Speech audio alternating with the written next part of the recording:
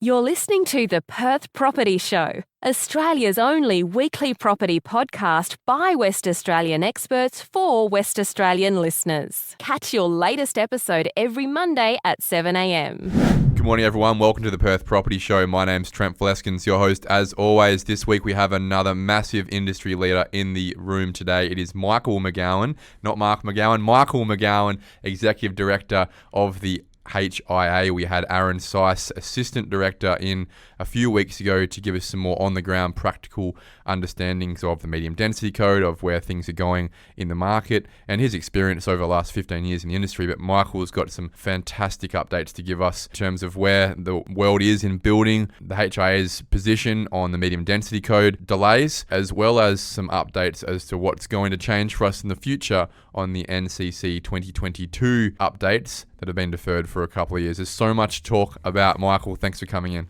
Thanks, Trent. Thanks a lot for having us. Yeah, just want to congratulate you on the show that you're producing at the moment. Really fantastic for our industry. Thanks, mate. I appreciate it. And it's so great to have people like yourself and so many other leaders wanting to be a part of this conversation and keep pushing forward. Because I think at the core, as we were saying off air before, every single one of us, from executive director down to labouring assistant, we're all passionate about property. We're all passionate about either transacting in, developing, creating houses, roofs over people's heads, aren't we? Absolutely. And I think that starts from a really young age for a lot of people, whether it's going as far back as Lego, right all the way through to someone getting their apprenticeship and going through and creating what ends up being a roof over someone's head. I think at the core, it's a really great industry and housing matters to everyone. So it's something that I'm really passionate about. They're good people. When you spend enough time on site, you recognise that a lot of these trades, not only within their own teams, but across teams and different trades, they know each other, they talk to each other, they hang out. You know, someone's sitting there laying bricks, the other one's painting, and they're talking about their day and their life and what they want to achieve.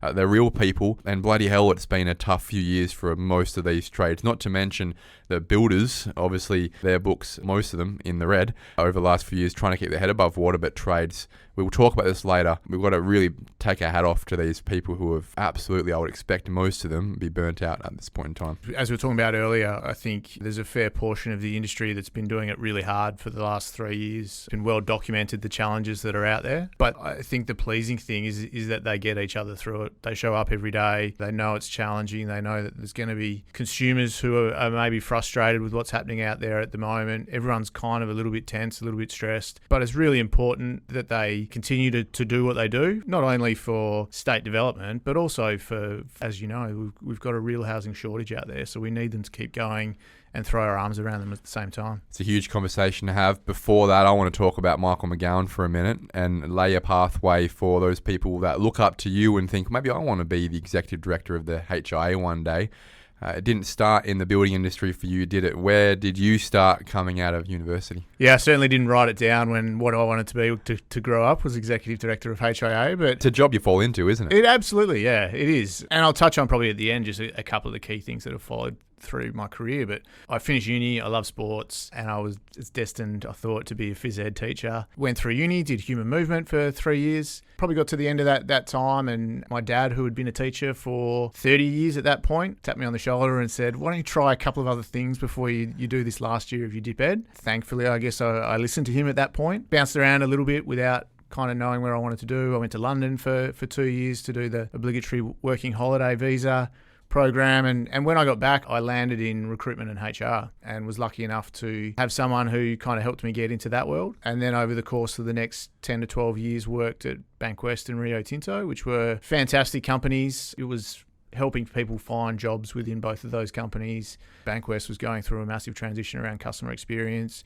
Rio Tinto at the time were looking at driverless trains in the Pilbara, helping salt-of-the-earth train drivers who had been doing it for 30 years think about what was going to come next. So I had a fantastic time there. Probably got to the point where I just needed a new challenge, and I'd been part of two really big companies, and I got the opportunity to go to the Chamber of Commerce in Western Australia, CCIWA, and was a membership manager there, and my job was purely to drive around and see 300 different businesses. Just meet business owners. Meet business owners, ask them what their problems were, what was keeping them up at night, about and how we could potentially help them. Any of them in the housing industry? I don't think many of them were, actually. It was right from Woodside all the way down to deli owner in Cannington. So again, that kind of theme of helping people and being a problem solver was something that really appealed to me. And I did 4 years at the Chamber, and then probably made the decision that I really wanted to focus on an industry. The Chamber was great, but it was all things to all people. And I wanted to kind of make a difference in a particular industry, and was lucky enough to come into HIA at a time where I was building a house at the same time and thought, I know there's everything to know about building in this space. And funnily enough, I don't. I think you're always learning, especially with construction. Even builders that are building things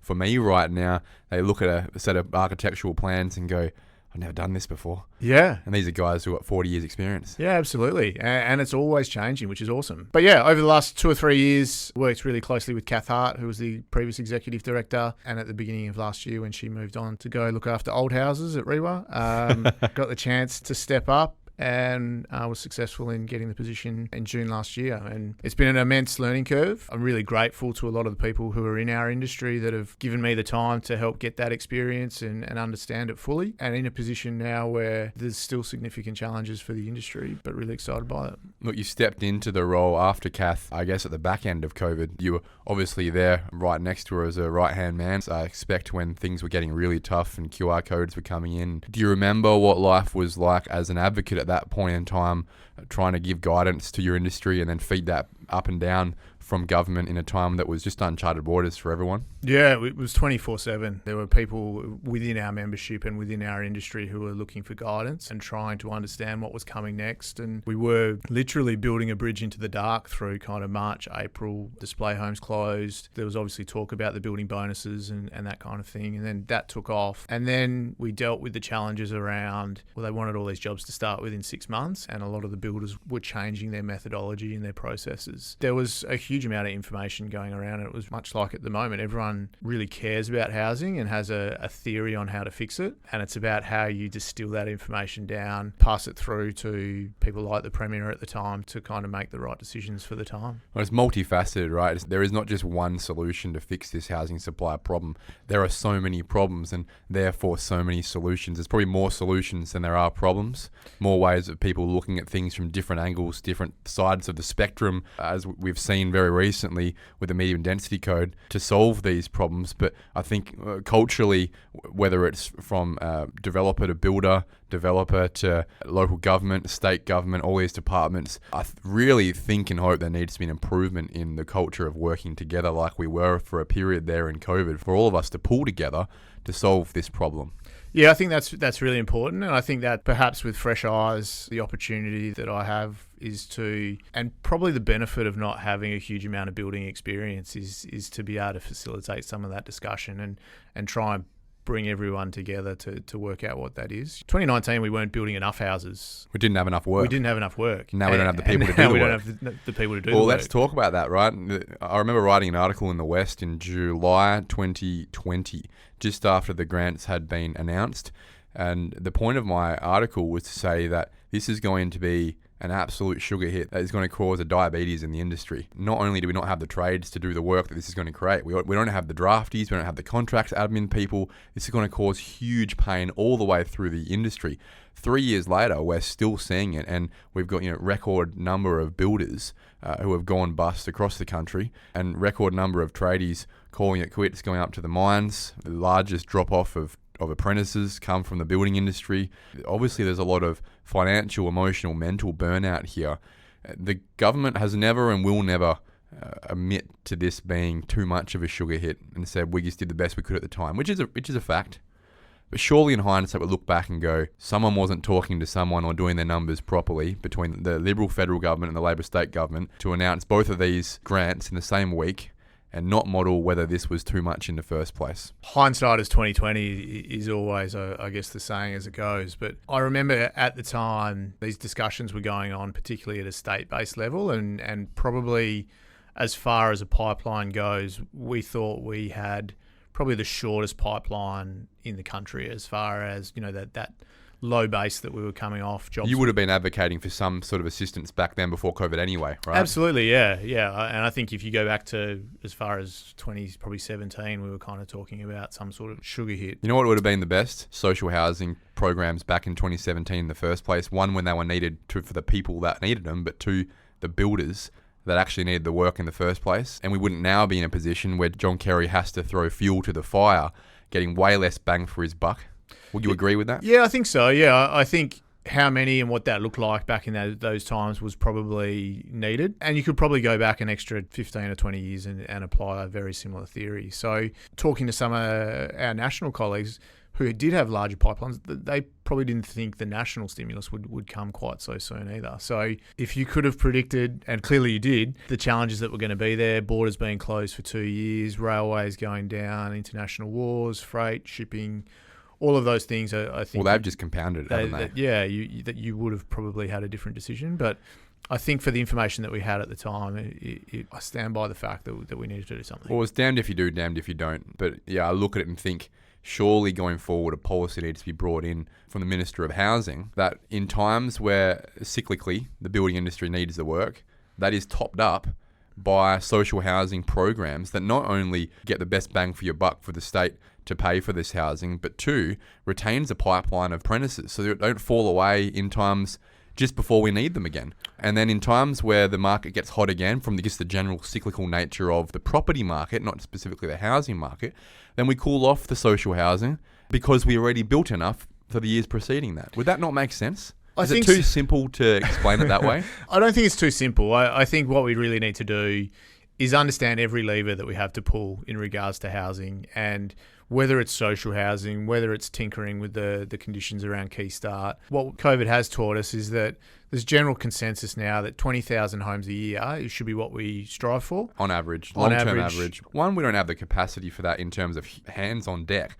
And two, we haven't been doing that for a couple of years. And look at the approval numbers. Last December, I remember making this call on the podcast in January this year. In December, we had less approvals in December 2022 than we had in December 1983, back when the population was less than half. Yeah, interest rate rises and other bits and pieces that you could play in that space. But I think aspirationally we should be aiming over the next 2 to 3 years to get towards 20,000 homes. And then how do we maintain 1,000 or 2,000 either side of that? And what do we need to tinker with to make sure that we keep it there? Surely it's got to be a continual visa program for skilled visas. And Luke Parker from OP Properties had this fantastic idea at a recent PCA conference that visa ties them to the city, or at least ties them to the industry if they're going to work regionally, so that they're not coming in, working for Dale Alcock this week and then off working for Gina Reinhart next week. I think the government has just announced a construction visa program, which is 1,000 visas with incentives of up to $10,000 for a business to bring them in. Got some really great examples of people, particularly in the roof plumbing space, that are bringing in large numbers from the Philippines to be able to do that, and with great success. So I think we do need to have a flow of people, whether you can tie them to an employer or not. I think there's some challenges in that space, but I think at least an industry. I think bringing people into Western Australia is really important. Really important. Well, it's the only solution, right? And whether they end up in the mines or not in the mines, I think it takes the pressure off the global war or the state war or the national war for talent. We need to keep topping them up and understand that we have, for a very, very long time, been the breeding ground for trades and workers all around the state in different industries. And if we want to change in the housing industry. If we want to change that, we need to pay more. If we want to pay more, it affects the cost of housing to the consumer, which we know is a real challenge at the moment. So it's one of the challenges that we have, but it's really important that we keep topping and making it attractive, and we do that by having a really steady, stable industry. And I think that's an advocacy thing that we need to keep seeing. Obviously, it's not just the state government, it's actually really the federal government that need to play a ball on that. Let's talk to costs if we can. I remember building my first home with Home Buyers Centre in 2009. It was a 4x2 with a theatre, 200 and something square metre, single story for $150,000 turnkey. That was just 14 years ago that I signed that contract. That house now would be around $350,000 with the same spec. I'm getting the same thing for it. Replacement cost has clearly gone through the roof over that 14-year period. It's way above inflation, and it's probably the biggest proponent for sales value increases in housing over and above land value increases. Actually, the replacement cost has gone up. It's the first time that I've seen in generations where you've got a house that was $150,000 that a valuer would be looking at depreciating over the next 40 years, which, it should be worth $100,000 now or something like that. But it's actually probably as a replacement value, which adds up to the established market land plus home value of $350,000. How are we in a world where a house that should be depreciating on my tax report now worth 3 times what it cost? Good time to advertise that you should be checking your insurance policy to make sure that your replacement cost is to the value of what it's going to cost you to replace it. We're putting a lot more in these houses these days in terms of green tech, in terms of insulation, all that, aren't we? Yeah, absolutely. And I think, the cost of people to build their homes, whether that's labour costs or input costs for the products that go into them, I think all of those are factored in. I think also that it takes a lot longer now to build our houses, and there's a lot more approvals that go into it, and there's a lot more people involved. And I think... Is that a COVID specific thing, or do you think going forward you will never be able to build a single story house in 9 months again? I think we'll get back to that space. I think, again, it's largely dictated to by demand, but also our ability to have enough workers to do that. It might be a while, but I think hearing stories of 12 months for people that are probably have started in the last couple of months. They've missed the hump, haven't they? Absolutely, yeah. The wombat and the python, or whatever you want to call it. And there's also got to be a realisation out there that if you're starting now, you are going to catch up to the wombat. So you are going to go through pre-start really quickly, slab's going to go down really quickly, you're probably going to get to plate height reasonably quickly, probably roof carpenter reasonably quickly, and then you're going to hit everyone else, and it'll probably slow down from there. So roof, plumbing, finishing trades. Yeah, so we're not out of the woods by any stretch of the imagination. I think there's a solid 12 to 18 months worth of work in that pipeline. But it's interesting because we need to keep filling the funnel. We talk about building our workforce and building capacity. We can't have this huge volume of work that we've gone through over the course of the last 12, 18 months and then see it come down, which is what we're seeing at the moment, as you mentioned, with the number of approvals. We need to keep these people employed. Well, we don't even have the approvals to meet the targets. So yes, there's the demand for housing, but there's not the demand for construction, because if you look at the FISO from mum and dad back of the envelope, this isn't a developer, just someone building their own home. They look at it and go, well, hang on a sec, I can buy the established house in Ellenbrook for $450.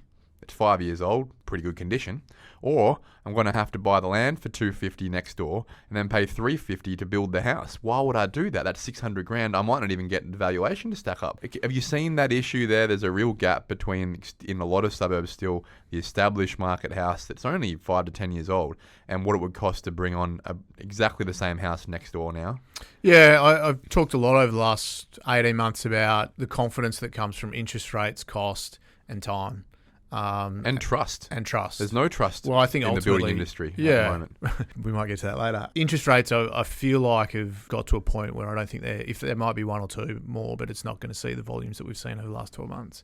I feel like costs, depending on what data you look at, they're back to 5 to 6%, notwithstanding the fact that we've seen probably close to 45% increase in costs over the course of the last 3 years. Time is probably that last missing piece. And if you can get those pieces right and get a bit of confidence that people can build a home, it'll cost what it'll cost, the interest rates aren't going to go dramatically up, but I can get in there with inside 12 months, then I think demand comes back into the market. I do think that demand is being held back, and we've actually got a supply problem which is impacting demand, not necessarily a demand problem, which if you looked purely at approvals, you could probably kind of say the opposite. That's exactly right. You make a really good point here, and it's where I was getting to it. It's not that there's no one that doesn't want to build. It's that anyone who wants to build either doesn't have the confidence to sign that contract that they're actually going to get it built in any reasonable time, or that the builder will be around by the time it's done, which is a big fear of a lot of customers out there. But it's also, there aren't that many builders out there. You look at BGC, our biggest builder in Western Australia, the doors are closed. That's going to have a huge structural impact on the throughput of West Australian property in the first place. You think about the biggest builder in Western Australia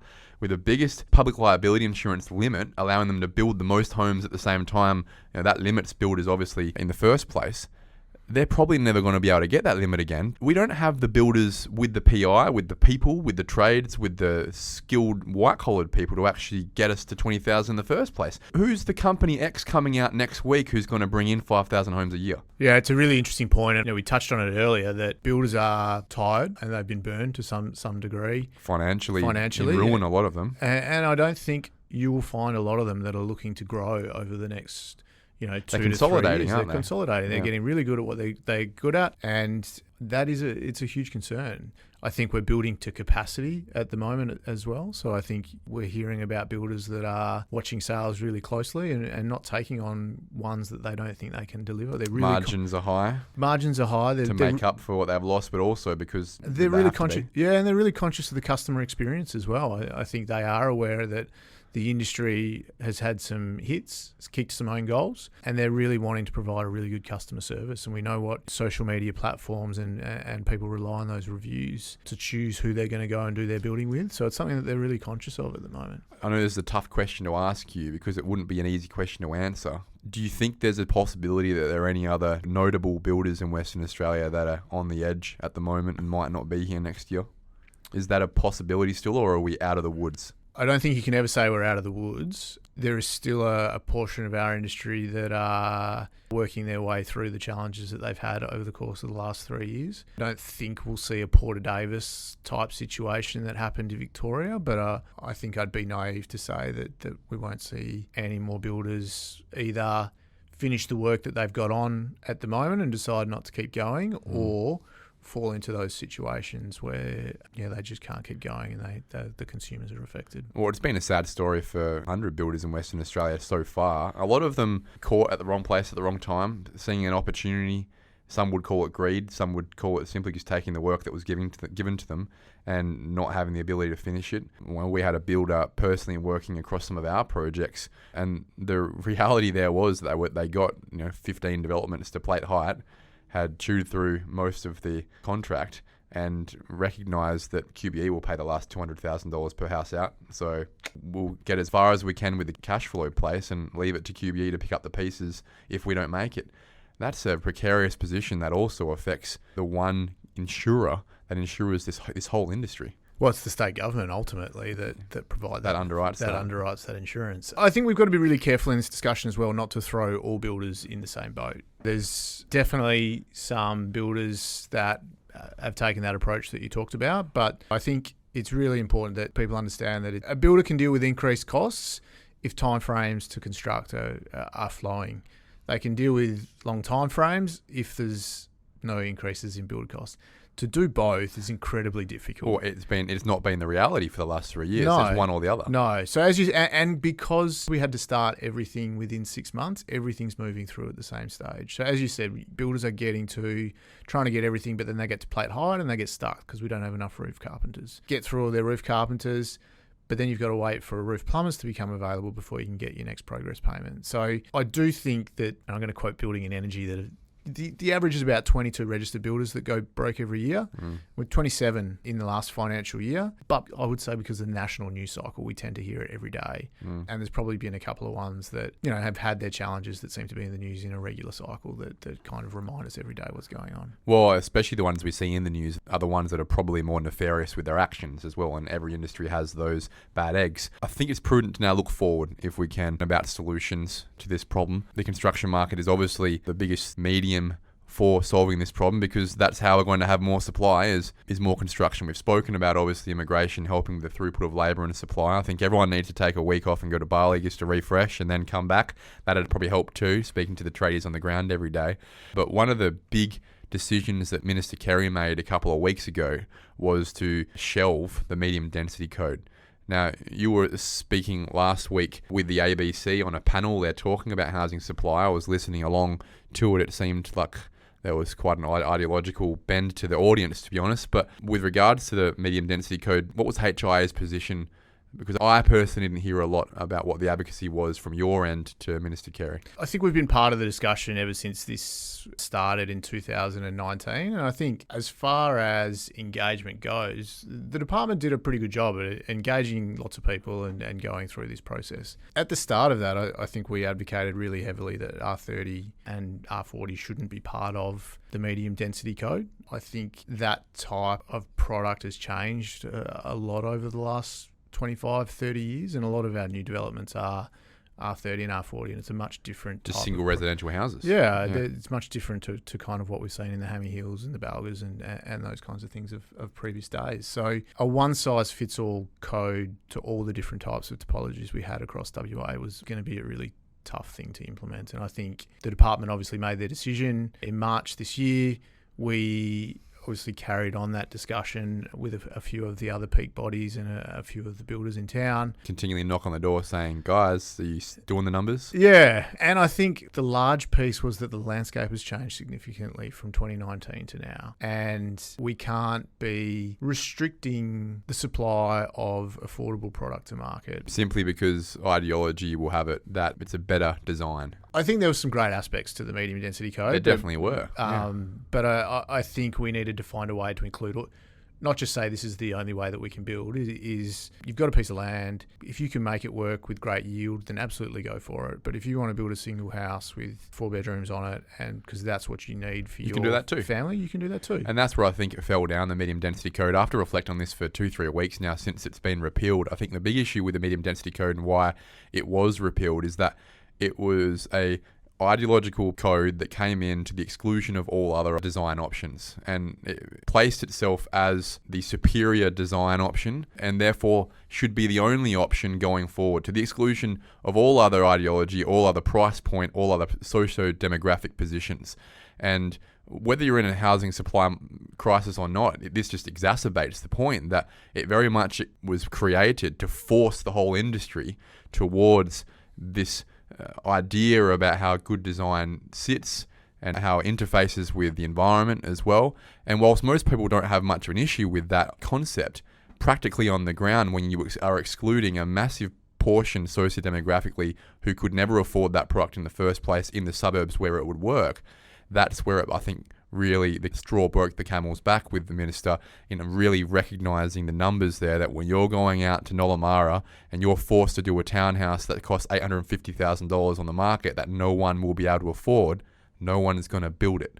And I think it clicked with him at some point in the couple of weeks before he made that decision that this isn't just about the ideology, it's about the reality of the world here. So I think going forward, the message that you can speak to this, given you were on that panel, that's coming from the proponents of the medium density code is, well, now that we can't have it, can we at least have it as an option? And I think that's how it should have always been in the first place. It should have been a broadening of the existing code to allow for the ancillary dwellings, to allow for the small build sizes and lot sizes, to allow for the 0 lot boundaries at 2-story levels, so that you can broaden the spectrum of housing, not to the exclusion of what's already being done. Does that not make sense? I think so. And I think that has been, I guess, the discussion going forward since the announcement a couple of weeks ago. So I think there are some fantastic designs, and speaking to some of the architects that have been involved, there's some great product they're producing, and we need increased density. All supply is good supply. Absolutely, right? Yeah. There's some arguments over some triplexes and other bits and pieces, but I think we need density, we need planning, we need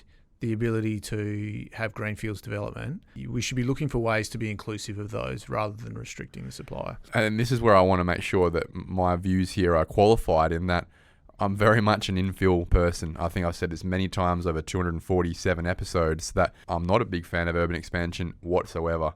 It's all about infill, right? But if we're going to try and push this market towards its 47% target of infill, it can't just be one solution. There has to be a broad solution for all price points. Otherwise, the market will simply just keep turning to urban expansion every time we can't meet the numbers. And the market is the market, I guess. That's right. Yeah, I think you're 100% right. We need to create and find those ways to have urban infill, and hopefully, now that the minister's kind of pressed pause on it, that he can pull a group together to kind of say, okay, where to next, and how do we include the real great benefits of the medium density code that incentivise yield in some of those things that people were talking about, but how do we take away some of the punitive aspects of it that penalise? That's a fantastic way to put it. If we removed the punitive aspects of site coverage and setbacks, I don't think many people would have had an issue with it, to be honest. Let's get back to that conversation you had with the ABC. Minister Kerry was on. One thing that I noted quite interestingly that he brought up a couple of times there was he has this idea, this goal that we can start moving, and I'm all for it, but I don't see how it happens. We can start moving towards all these 6-story apartment buildings. Did that raise your eyebrows a little bit in, one, his ambition, which again, I'm all for, but that where I feel like both culturally and from a planning framework perspective and from a feasibility perspective, we're a long way from anyone accepting that or even being able to get that off the ground in broad-based scale. It's probably one of the first times I've heard him talk in that much detail about the space. What I would say that was encouraging was that he was talking about Development WA doing some of the heavy lifting to get some of that up and running. Because he recognises it doesn't work financially. And I think we've lost a lot of that expertise here in Perth over the course of the last 2 or 3 years. Definitely. You look at the Pindans and the Jacksons and the others that operated in that space who aren't here anymore. We're not seeing anyone from the East Coast come over and look to get into that kind of development, but I think it's really important. I think I spoke about on the panel, I like what's happened in Subi, and I like if we can create some hubs around Perth, whether you can do that around the Metronet sites or not. But I think that is a 10, 15, 20-year plan to get Perth into that space. I don't think it's something that's going to move the dial right now because, as you said, I think we've got 2 apartments that have started construction this year, which is 143 apartments. Yeah, it's a splash in the ocean. Average sale price for an apartment is $1 million because that's all that stacks up at the moment. And that's a great point you make, is really starting to ram home this reality that whilst a lot of us want infill to happen, whilst apartments are the future for our city, if we're going to stop urban expansion being so prevalent as the solution, it has to be apartments. It's great to hear John Kerry saying it has to be apartments. Nothing east of the freeway stacks up remotely, does it, Mike? Not at the moment, no. And that comes back down to workforce capacity like we talked about. It comes back to how do we make it easier for people to move. I know stamp duty gets rolled out there all the time, but how many people do we have rolling around in really big houses that could be better utilised that kind of don't want to pay a significant amount of money to kind of move? So it's a cultural thing, I think. In Perth, people still see it as a compromise, as though you live in an apartment. Yeah. Whereas in Melbourne, Sydney, it's like, oh, it's nice. Yeah. Show us the views you've got, Oh, fantastic. But you've got to have stuff around those apartments as well, right? If you're going to want to create atmosphere, you want to create you need activity centres, all those things. And I think when you go to Brisbane, for example, I brought this up maybe 15 episodes ago, they're one city council, the Brisbane City Council. They're essentially the size of all of our local governments all put together. And because of that, all the politics is gone in terms of the NIMBYism in that space, and they are utilising their best asset, which is their river. And instead of having 2,000 square metre homes on the river through Dalkeith, Applecross, Adderdale, these are all 10, 12-storey apartment buildings where thousands of people can enjoy the views of the river. And that, for me, would be the incentive that a place like Perth would need to go, well, you might not be able to afford the $14 million mansion, but you can afford a $2 million 3x3 on floor 7 that has the same views. But that has to come from fundamental changes at a local government level to rezone these R10 mansion blocks into blocks that can be amalgamated to then have fantastic coffee strips and walkways and wharfs all along the river that we can all enjoy together. And I guess at the end of the day, that comes down to planning. So how do we understand where we're at the moment, but culturally, generationally, take people, I hate the word, on a journey to kind of say, okay, well, this is where we want to aspire to be in the next 25 years, because I think Perth has missed the trick by not taking advantage of whether it's coastline or the river. What a river. To make it what a coastline. Yeah, I have a 8 knots down in East Freo. It's got really good space to go have a beer and kind of sit and watch the boats go by, which really should be encouraging a little bit more of that. Let's talk about the NCC, because we're going to get technical for a minute, and most people don't have the ability. I certainly don't have the in-depth understanding myself about exactly everything that this is going to do to our industry, but I thought let's have a bit of a taster today. A lot of people, especially on the green side, to be frank, rolling their eyes, saying, oh, we should have had NCC in by now, we need to save the environment, whatnot. And look, again, we have aspirations to make our homes more sensitive to climate change and the issues we're going to have in the future. But there's a practical reality of what we're doing too. People ask, why haven't we brought in NCC 2022 when it's 2023? Why is Western Australia the wait-a-while state that's behind the game again? Can you give us a very real, frank update as to where the other states are with it and what it actually means for Western Australia, both from a built form, material space, but also cost? The discussion around this, been going on a long time, but decision-making was probably around May, June last year. That was at a time where we had just come out the back of COVID. We obviously had most of the challenges that we're having at the moment, and there wasn't a huge light at the end of the tunnel for most of the builders. So to the state government's credit, and Minister Cook at the time as the building minister, he was really receptive to industry's feedback that while we know some of these changes need to happen and we all want to be on the same page as the National Construction Code, that right now we weren't in a position to allocate the time, resources, and even funding from within some of these building companies to consider what it would mean for the types of buildings that we would need, the land development activity that would be required to ensure blocks were orientated in the right way that we could maximise. It's not just building, it's also land development. Yeah, absolutely. Yeah, I think, some of the land developers are working through that now as to kind of how do they maximise blocks so that we can build houses on them and they can maximise north-facing sun and those kinds of things. So there was a whole process that we needed to go through, and it might be cheeky, but coffee cups had about 3 years to transition from plastic to kind of recyclables, and we were trying to force through a significant building change in the period of 12 months. We're lucky in WA from a building perspective that we have a 12-month transition period legislated, so whatever changes are made within the NCC that we do get that additional 12 months. So Minister Cook and the Premier came out and said that we'll introduce this in May 2024, but due to the 12-month transition, be May 25. Other states went ahead and went early. Victoria, we know, went early this year. They've since pushed it back a further 12 months. Why? Because their industry is in a very similar place to where we are. And once they unpicked everything that was involved within the NCC, understood that it really was the biggest change in building in the last 20 years and that industry needs time to get to that space.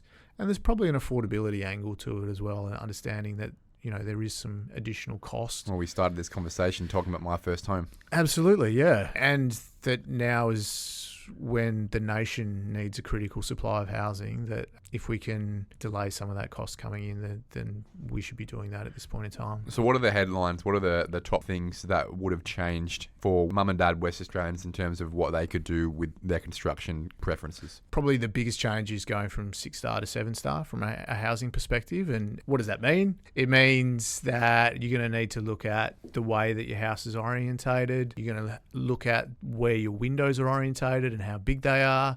There's lots of talk about double glazing, but whether or not that's needed, I don't think that's needed on every house. But that, again, maybe on some windows. Some windows, if you get a block that's not orientated in the particularly right way, then it may be something that you need to consider. And there's a considerable cost to go from an E-type glass right through to a double glazing. So, they're the things that we needed time to consider to get through. There's insulation within our cavity brickwork and brick veneer type construction methods that needs to be vapor permeable from a condensation point of view. That product doesn't exist. So we need to work with our insulation manufacturers to be able to get to a point where we can supply that product to market. There's still some work that we need to do around the framing product. It's going to be hard for some of that product to be able to reach 7 stars. So we need to work with that on how we do that. I've heard many rumours that when this comes in, especially the 7-star rating, that it makes it very hard for most double brick homes to meet that. In that the double brick home is essentially a kiln in many ways, and without serious treatment or dropping it down to a brick veneer or a reverse brick veneer or go into framed homes, it becomes very hard for that product to actually meet it. Is that misguided? I think that's misguided, yeah. From our experience, it's probably easier to make it to get to 7-star with double brick than it is for a purely timber framed house. So a win for Western Australia. I don't know if we'll get to this, but I think we'll probably see in the next 10 or 15 years a transition. We're already starting to see that. I think the pandemic kind of brought about new methods of construction, where probably more in the brick veneer space. And I think we'll see more of that as we kind of head towards more efficient, different ways of building. I'd like to be optimistic about that too, because I've recognised for many years that it is very strange. The second you head south of Mandurah, it's totally fine having a steel frame or timber house with cladding that looks sexy in Margaret River, but the second you're in the metro area, it's deemed low quality. You go north again, up Karratha, everything's steel frame because it has to be for cyclone ratings, but you get to Perth and it's low quality. It's very strange, that customer preference, but I think the only reason that we've seen it come on recently is simply because the cost of bricks and bricklaying was so expensive that these alternative methodologies will cost comparable. The second that the brick cost comes down again, I don't see timber and steel dropping the same way. We don't have the same amount of trades as well to install this stuff. We've still got the bricky cohort there, and they're already starting to look for work again. Prices have dropped. Surely the customer goes, an extra 30 grand to go timber.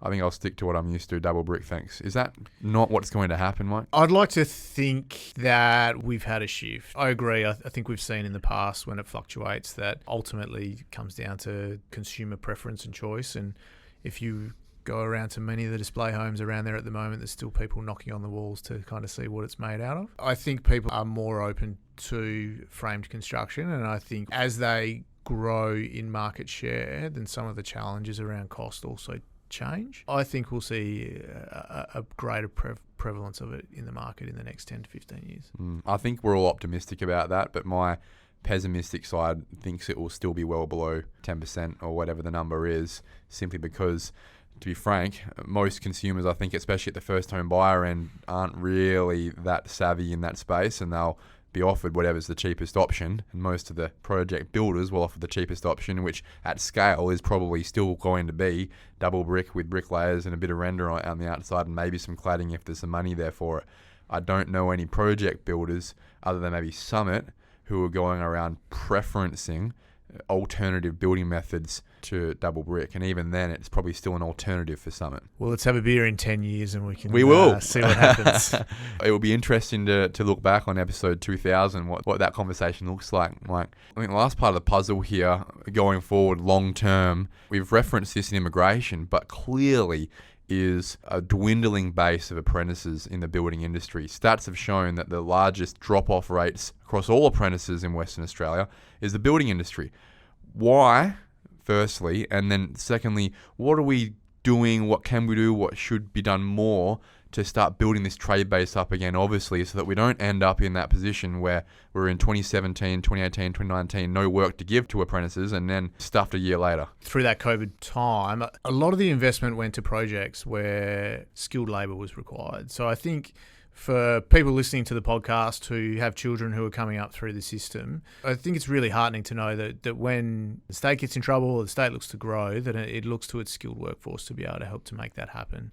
They're a protected breed. They are a little bit, yeah. The federal government was subsidising 50% of a salary of an apprentice through 2020 and 2021. So we have seen them drop off significantly pre-COVID. We have seen a huge amount of commencements during the last 2 years. I think there's been about 10,000 CTF reports, 10,000 per year for the last 10 years. But as you say, they do have about a 55% drop-off rate.